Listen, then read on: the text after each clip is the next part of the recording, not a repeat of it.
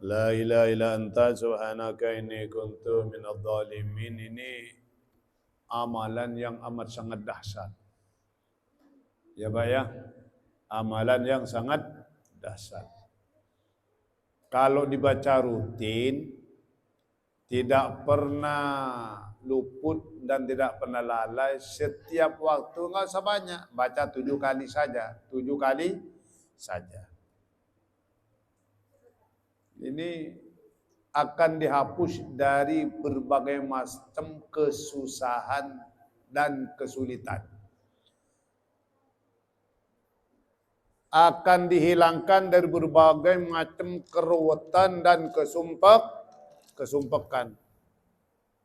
Susah apa saja, baik dunia maupun di akhirat.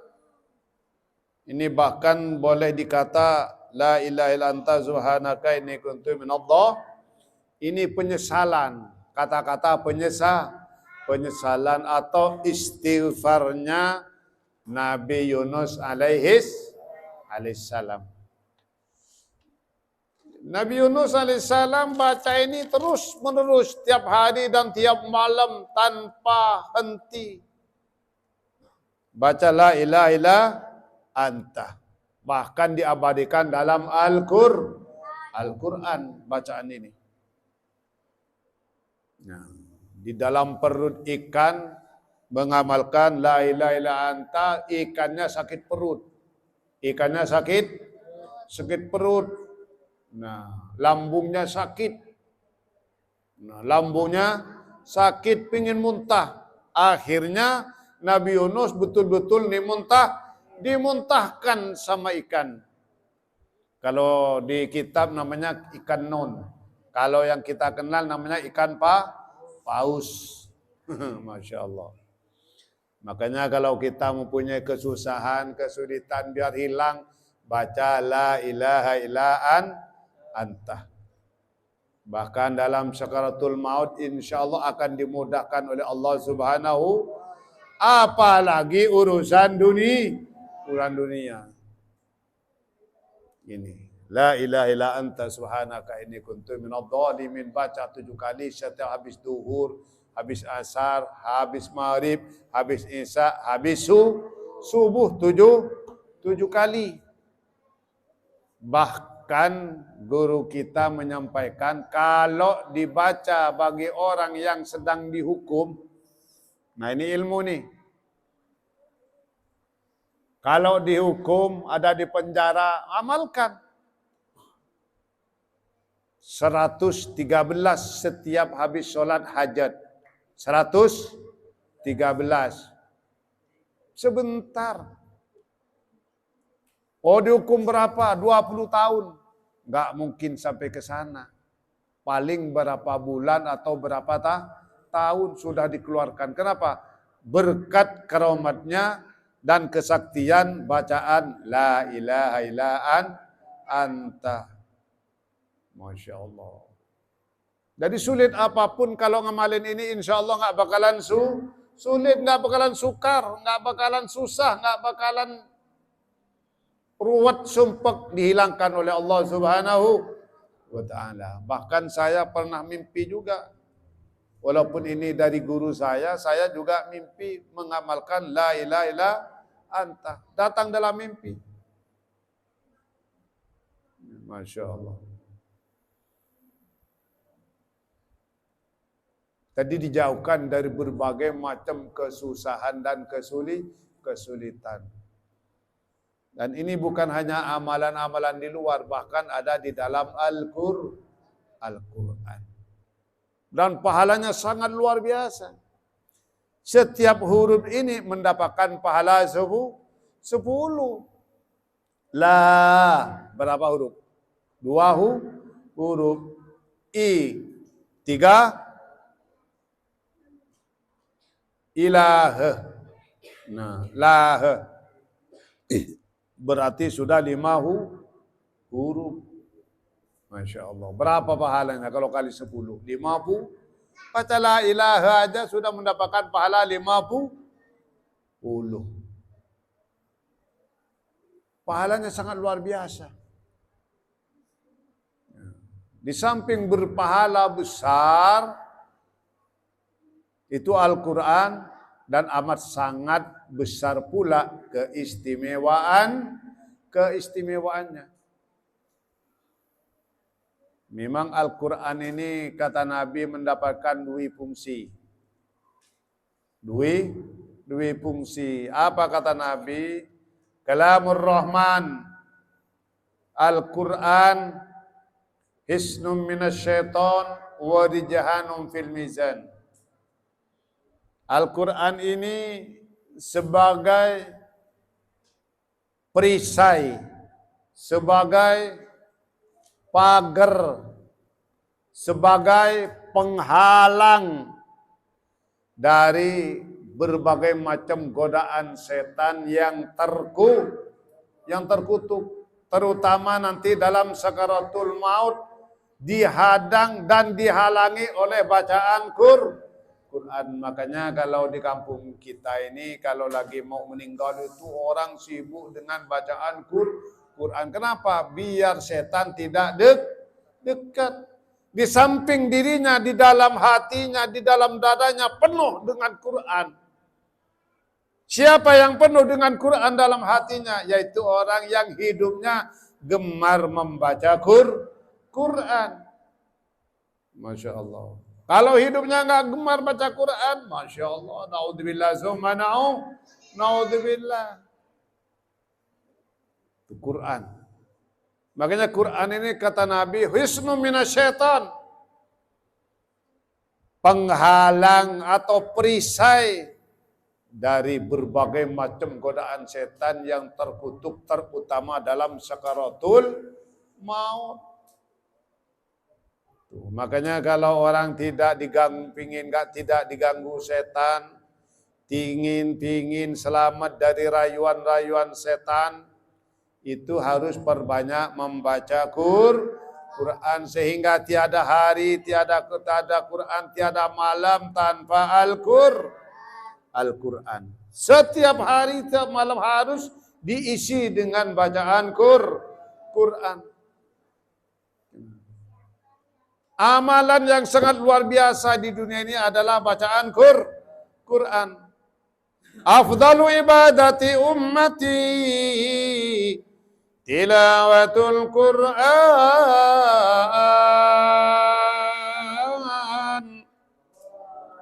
Paling afdalnya ibadah di dunia ini yaitu tilawatul, gemar membaca Quran. Apa Quran kata Nabi? Yang pertama tadi hisnu minasyaiton, yang kedua warijhanum fil mizan. Quran ini adalah amat sangat memberatkan timbangan nanti di hari kiamat. Jadi kalau pingin timbangannya yang kanan ini pingin berat, perbanyak membaca Quran. Memang banyak hadis-hadis yang lain yang selalu diberikan motivasi oleh Gusti Nabi Muhammad sallallahu alaihi wasallam. Di antaranya yaitu perbanyak baca selawat juga sama memberatkan timbangan kebaikan. Terus yang ketiga adalah perbanyak baca subhanallah wa bihamdihi subhanallah itu juga sama memberatkan timbangan kebaikan nanti di hari kiamat. Dan yang pertama dan yang paling utama adalah Al-Quran. Al-Quran. Masya Allah. Al-Quran ini dikatakan langsung oleh Allah, hudan lil muttaqin. Sebagai penyelamat, sebagai petunjuk, sebagai penuntun agar senantiasa umat yang bertakwa menjadi umat yang selamat dari dunia sampai menjadi ahli surga. Itu petunjuk dari dan tuntunan iringan daripada Al-Quran. Amat sangat rugi hidup ini kalau sampai tidak bisa membaca Quran. Quran. Dosa yang paling besar hidup di dunia tidak bisa membaca Quran. Jangan dianggap sepele, Pak. Quran ini. Masya Allah. Apalagi punya anak, putra putri nggak bisa baca Quran. Ya Allah ya Karim. Kadang orang yang jadi pikiran apa? Kalau anaknya nggak sekolah, kalau anaknya nggak kuliah, itu jadi pikiran. Kalau nggak bisa baca Quran, masa bodoh. Ada yang seperti itu. Ada nggak kira-kira, Pak? Ya. Di akhir zaman. Akhir zaman ini kalau orang belajar Al-Quran ini nggak ada arti seolah-olah. Bahkan anaknya mau belajar Al-Quran ke masjid, nggak diantar sama orang tuanya. Mau ngaji boleh, nggak ngaji juga boleh.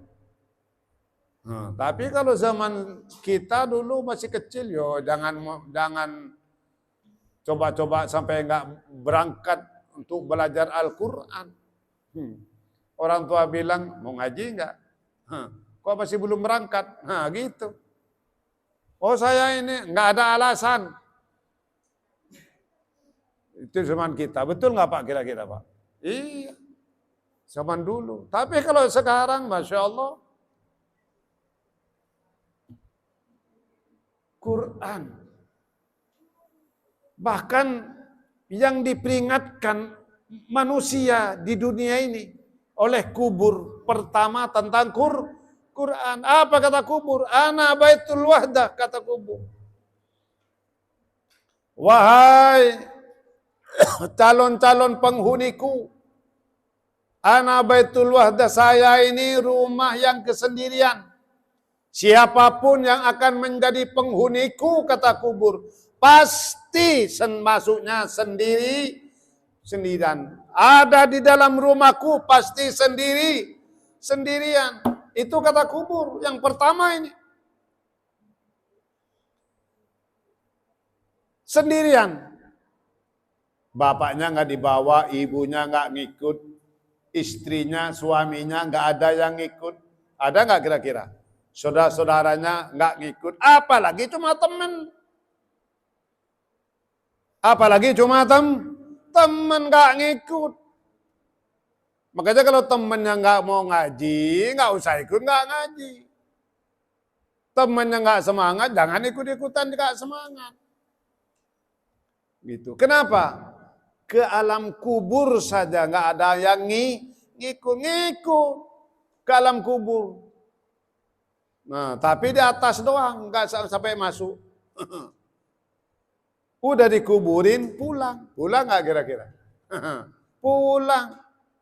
Makanya kata kubur, wahai calon penghuniku, berhati-hatilah. Kalian bakal masuk, pasti cepat ataupun lambat akan masuk menjadi penghuniku, kata kubur. Faja'alnaka munisan. Oleh karena itu, faja'alnaka munisan. Carilah kawan sebanyak-banyaknya. Carilah teman, carilah bodyguard, carilah orang yang dapat menjadi backing kamu. Carilah orang atau bawalah orang yang akan dapat membelamu nanti di alam kubur, kata kubur. Bawa teman sebanyak-banyaknya. Siapakah teman kalian? Kata kubur. Biqiraatil Quran, dengan perbanyak membaca Al-Quran. Al-Quran itu yang akan menjadi teman nanti di alam kubur. Siapa saja, nggak ada yang jadi teman kecuali Al-Quran. Masya Allah, ya Allah. Ini amat sangat luar biasa peringatan kubur bagi kita. Faja'alnaka munisan biqiraatil Quran. Perbanyak bawa kawan, bawa teman yang dapat membelamu, yang dapat menjadi backingmu, yang dapat menjadi pengacaramu nanti di alam kubur, yaitu siapa yang akan menjadi pengacara yang akan membela kita bi qiraatil Quran dengan bacaan Quran. Masya Allah. Jadi kalau kita nggak pernah baca Quran, jangan harap, jangan mimpi di alam kubur mempunyai teman. Bahkan konon kata Nabi kalau orang mati itu di alam kubur ini datang manusia yang amat sangat tampan luar biasa. Sangat tampan. Tampan, besar, gagah, dan harum. Baunya harum. Nah, kaget si mayit. Duh, bapak ini siapa? Emas ini siapa? Kok saya belum pernah tahu. Saya seneng ngelihat. Sana. Baunya harum, semerbak wangi, sangat luar biasa. Lalu siapa ini? Dijawab, kamu tenang, kamu sendirian kan? Betul. Nah, sekarang kamu tidak sendirian lagi. Saya banyak kawan juga nih datang ke sini. Saya akan menjadi teman kamu yang akan membela kamu, yang akan menjadi pengacaramu dari berbagai macam pertanyaan malaikat Munkar dan Nakir dan malaikat-malaikat yang lain yang akan bertanya kepadamu. Saya yang akan menjawab. Itu kata teman. Lalu sampean itu siapa? Saya ini diciptakan oleh Allah, terdiri dari pahala bacaan Qur'anmu waktu kamu hidup di dunia yang gemar membaca Quran. Masya Allah.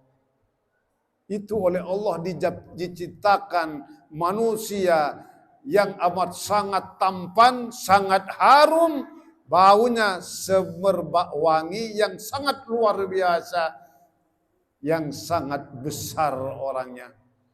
Itu tak lain hanyalah pahala dari bacaan Quran yang diciptakan langsung oleh Allah Subhanahu wa ta'ala. Masya Allah. Luar biasa. Bahkan di hadis yang lain, Quran ini sebagai lampu. Sebagai lampu di alam kubur. Di alam kubur ini gelap. Percaya nggak kira-kira Bapak? Dalam kubur gelap. Percaya Pak? Percaya Pak.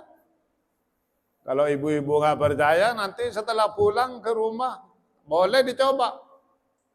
Masuk dalam kamar. Nggak usah dalam kubur. Ke dalam kamar. Pintunya ditutup. Jendelanya ditutup. Kordelnya ditutup. Lampunya dimatikan.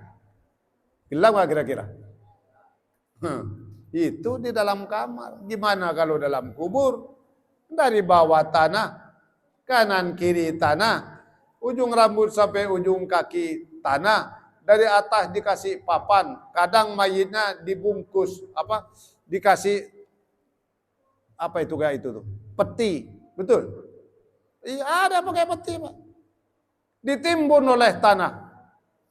Bukan hanya gelap. Kalau saya ngebayangin nenek moyangnya gelap, bahkan lebih gelap daripada yang gelap. Kalau di hadis qudsi, itu segelap-gelapnya kuburan. Kuburan segelap kayak apa saja, kata Allah. Kalau kalian hidupnya gemar membaca Quran, pasti akan lebih bercahaya, lebih terang ketimbang neon atau lampu 100.000 watt. Itu cahayanya bacaan Quran. Itu Allah bilang. Allah berfirman yang berkata waktu itu sebelum ribuan tahun yang lalu, sebelum datangnya Al-Quran. Allah berbicara langsung kepada siapa? Kepada Nabi Musa alaihissalam. Allah berjanji apa kata Allah? Ini atau itu umat Muhammad Nurin. Ini hadis qudsi. Inni a'taitu ummata Muhammad nurain kai la yadurruhum dzulmatan. Wahai Nabi Musa, ya Musa kata Allah, sungguh aku berikan dua cahaya yang dapat menyelamatkan dua kegelapan yang dialami umatnya Nabi Muhammad sallallahu alaihi wasallam. Dua cahaya akan diberikan oleh Allah kepada umatnya Nabi Muhammad. Kata Nabi Musa. Nabi Musa itu kaget. Sedemikian mulianya, sedemikian istimewanya menjadi umatnya Nabi Muhammad. Nabi Musa bertanya, "Man nurani ya Rabbi?" Dua cahaya apa yang kau maksud wahai Tuhanku? Bertanya Nabi Musa. Dua cahaya apa ya Allah? Itu dijawab oleh Allah, Nurul Ramadan wa Nurul Quran. Cahayanya Ramadan dan cahayanya Al-Quran. Masya Allah. Wa madzulumatan ya Rabbi. Lalu kemudian Nabi Musa bertanya lagi kepada Allah. Kegelapan apa? Dua kegelapan apa yang hendak diselamatkan oleh dua cahaya tersebut ya Allah? Dijawab oleh Allah, Dzulmatul qabri wa dzulmatu yaumil qiyamah. Kegelapan di alam kubur dan kegelapan di hari kiamat. Dua kegelapan ini yang akan diselamatkan oleh Ramadan dan Al-Quran. Makanya kalau hidup ini gemar baca Quran, yakin seyakin-yakinnya pasti akan lebih terang, lebih bercahaya ketimbang neon atau lampu 100.000 watt. Itu cahayanya Ramadan dan cahayanya Al-Quran yang diberikan langsung atau dijanjikan dulu oleh Allah Subhanahu wa ta'ala, yang diberikan kepada umatnya Nabi Muhammad agar senantiasa umatnya Nabi Muhammad sallallahu alaihi wasallam tidak mengalami kepetengan, kata orang muda, tidak mengalami kegelapan di alam kubur dan di hari kiamat. Wallahu a'lam bishawab. Mudah-mudahan bermanfaat bagi kita semua. Amin.